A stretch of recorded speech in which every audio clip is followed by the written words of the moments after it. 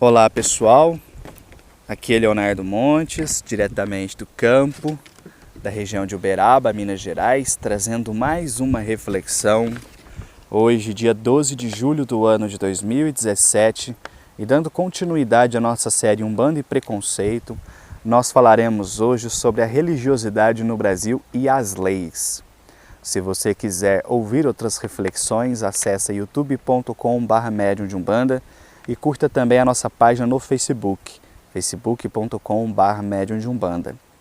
Bom, nós já falamos um pouquinho sobre a religiosidade africana no Brasil no período da escravidão, já falamos sobre a cabula, já falamos sobre a macumba e hoje nós vamos parar um pouquinho para dar uma lida nas leis que o Brasil já teve sobre religião e tentar entender como que essas leis influenciaram o preconceito em relação à Umbanda, ok? Eu tirei esses artigos do livro O Primeiro Congresso Brasileiro do Espiritismo de Umbanda. Esse é o nome do livro, Primeiro Congresso Brasileiro do Espiritismo de Umbanda, realizado em 1941. É um livro que eu vou comentar mais para frente. E ele, como o próprio nome diz, é o primeiro grande congresso estabelecido sobre Umbanda. E um dos temas discutidos no congresso é justamente a questão legal, como as leis tratam as religiões. E eu considero muito importante a gente dar uma passada sobre isso, porque, como vocês devem ter percebido até agora, o preconceito em relação à Umbanda ele não tem uma única causa. Ele não tem um único fator, ele não nasce unicamente de um ponto, de uma ação, mas de um monte de coisas que estão acontecendo e que uma influencia a outra, que influencia a outra e de repente a gente tem uma questão cultural envolvida, ok?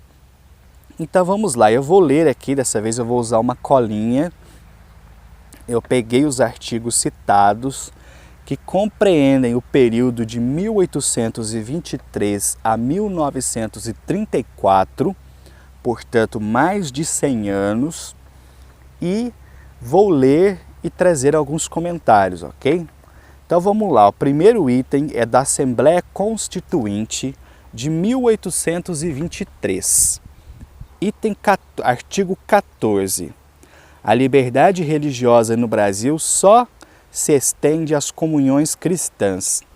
Todos os que as professarem podem gozar dos direitos políticos do império. Então, olha, para você ter e gozar direitos políticos, necessariamente você tinha que ser cristão.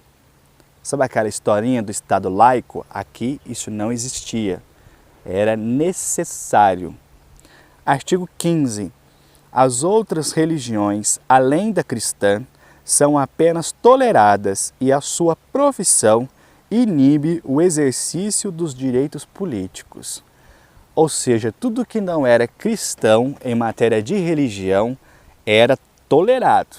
Mas se você exercia esse culto, se você exercia essa religião, os seus direitos políticos já eram. Então, era uma escolha que você fazia, né? Ou você mantinha a sua religiosidade ou você poderia participar aí da vida pública, a decisão era sua. As duas coisas ao mesmo tempo não. Artigo 16. A religião católica, apostólica, romana é a religião do Estado por excelência e a única mantida por ele. Ou seja, o catolicismo era a religião oficial do Brasil. Então a gente vê claramente que a Constituição de 1823 não permitia de modo algum a liberdade religiosa. Você não era morto, queimado, expulso, porque era de outra religião. Mas ao assumir uma religiosidade que fosse diferente do Estado, os seus direitos estavam ameaçados. Então a gente começa a entender mais profundamente aí, né? E eu quero deixar claro, desde o início agora, que eu não quero trazer essa reflexão para aquele tipo de comentário, ah, tá vendo, olha que povo atrasado, ah, que não sei o quê. Gente, é natural, em todos os países acontece o mesmo, em relação à educação, à religião, sexualidade. A vida é uma eterna marcha. Então eu estou trazendo esses pontos para que a gente entenda um pouquinho da história do preconceito, embora não seja o objetivo da religião fazer um aprofundamento histórico, para a gente ter um pouco mais de base quando a gente abrir a boca para falar do tema. É só isso, ok? Nada mais. Vamos avançar um ano. A Constituição de 1824, artigo 5º. A religião católica apostólica romana continuará a ser a religião do Império. Todas as outras religiões serão permitidas com seu culto doméstico ou particular, em casas para isso destinadas, sem forma alguma exterior de templo. Eu vou ler de novo que esse artigo é muito interessante. A religião católica apostólica romana continuará a ser a religião do Império. Então eu imagino que houveram questionamentos, né? Para dizer que vai continuar sendo, alguém deve ter questionado. Todas as outras religiões serão permitidas com seu culto doméstico ou particular, em casas para isso destinadas, sem forma alguma exterior de templo. Ou seja, se você já se perguntou por que muitos terreiros são no fundo de quintal, por que muitos terreiros são um cômodozinho dentro da casa, começa aqui. Durante alguns anos, as outras religiões só eram toleradas desde que fosse um culto doméstico ou feito numa casa, mas sem forma de templo. Ou seja, podia existir, mas não poderia ser manifestado publicamente. Aquela coisa meio oculta. E não é assim até hoje? A grande maioria dos terreiros não funciona no fundo do quintal, num barracão no fundo, num cômodozinho separado. Você olha, não tem nada escrito ali. Vou contar uma coisa para vocês. Uma vez eu fui procurar um terreiro que todo mundo me falava que era muito bom. E todo mundo dizia que era um terreiro enorme. E eu rodei mais ou menos 5 vezes a rua onde me falaram que era o terreiro, porque eu não via nada. Não tinha nada escrito em muro, não tinha placa, não tinha nenhuma casa que tivesse aspecto de um terreiro. Quando eu parei, já pronto para conferir novamente se eu estava na rua certa, então eu vi um papel, uma folha A4, do tamanho dessa que eu estou segurando na mão agora, escrito com letra pequena. Ali era o terreiro. Não tinha aspecto de terreiro, não tinha nada indicando que ali era um templo religioso. Apenas um papel, com a letra tão pequena que mesmo passando de moto, eu não tinha visto. Então olha onde começa esse costume, é aqui. Vamos avançar mais um pouco. Código Criminal de 1831, artigo 276. Celebrar em casa ou edifício que tenha alguma forma exterior de templo ou publicamente em qualquer lugar o culto de outra religião que não seja a do Estado, a pena no grau máximo serem dispersados pelo juiz da paz os que estiverem reunidos para o culto, demolição da forma exterior e multa de 12 mil, sei lá o que, cruzado, cruzeiro, não sei que moeda que é nessa época, que pagará cada um. Olha só, aqui a gente começa a perceber que lá em 1823 havia aquela tolerância branda. Eu penso que os poderes, tanto religiosos quanto os legais, não viam muito problema na questão religiosa, não achava que isso ia causar problema. Mas em 1831 a coisa ficou feia. Se existisse alguma casa com forma exterior de templo, ela era demolida. as pessoas eram dispersas e aqueles que fossem pegos tinham que pagar multa. Então olha só que coisa, né? Se você fizesse lá um terreirinho que de alguma forma, eu não sei o que é isso de forma exterior de templo, né? Mas que parecesse com alguma coisa que não fosse casa, eu imagino, você teria aquela construção demolida. Não é incrível pensar isso? 1831. Vamos avançar. Decreto de 1889, artigo 2º. A todas as confissões religiosas pertence por igual a faculdade de exercerem o seu culto, regerem-se segundo a sua fé e não serem contrariados nos atos particulares ou públicos que interessem o exercício deste decreto. Olha só quantos anos se passaram até que a coisa começasse a ficar aliviada para o lado das outras religiões. Umbanda não existia nesse tempo, mas já existia a cabula, já existia o candomblé, já existiam as macumbas. 1889. Só a partir daí, do ponto de vista da lei, é que se passou a entender que as religiões tinham direitos iguais e não mais uma sobre a outra. Eu não sou bom de matemática, quem for faz as contas. 1831 para 1889. Provavelmente nasceram e morreram religiosos no Brasil sem conhecerem a igualdade religiosa, pelo menos no que se refere ao papel, né? Vamos avançar mais um pouco. Constituição de 1891, artigo 72. Todos os indivíduos e confissões religiosas podem exercer publicamente e livremente o seu culto, associando-se para esse fim, adquirindo bens, observadas as disposições do direito comum.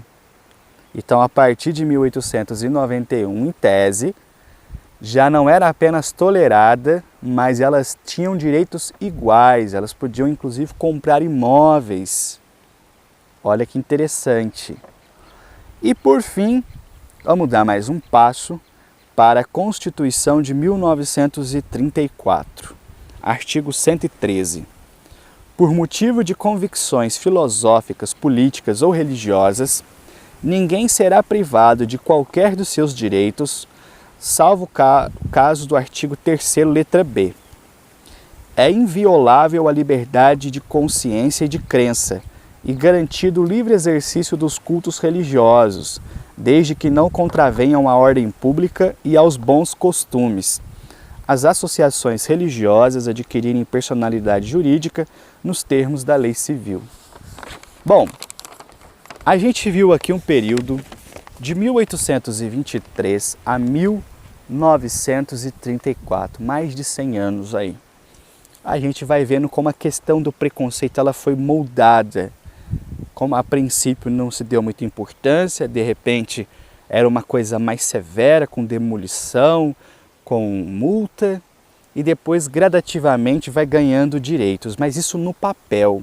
Quem conhece a história das religiões sabe que entre o finalzinho do século XIX e início do século XX, houve muita perseguição religiosa no Brasil. Perseguição essa encabeçada e motivada pela Igreja Católica. Essas perseguições causavam o fechamento de terreiros, pessoas eram presas, você perdia o seu emprego, as pessoas te olhavam de forma negativa, era muito sério a coisa.